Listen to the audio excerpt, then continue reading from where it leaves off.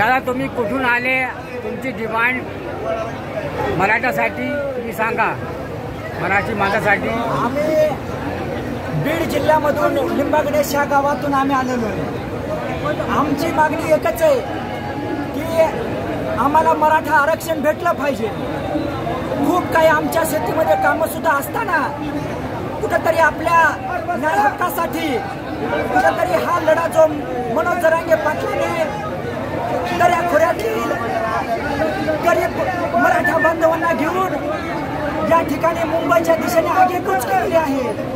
परंतु आमची एकच या फडणवीस सरकारकडे एकच आमची मागणी आहे की या मराठा लोकांचा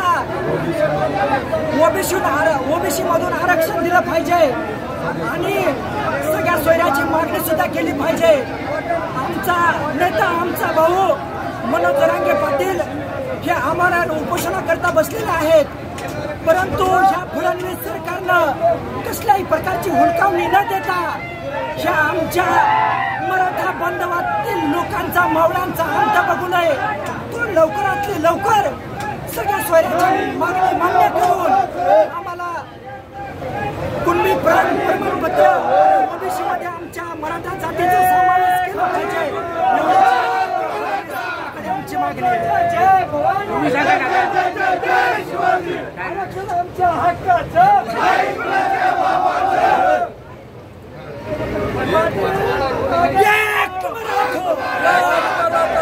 मनोज जरांगे पाटील तुम आगे आए बढ़ो, हम तुम्हारे साथ हैं. अरे कौन म्हणता देत नाही, कौन म्हणता देत नाही. या फडणवीस सरकारचं करायचं काय, फडणवीस सरकारचं करायचं काय. एक मराठा, एक मराठा,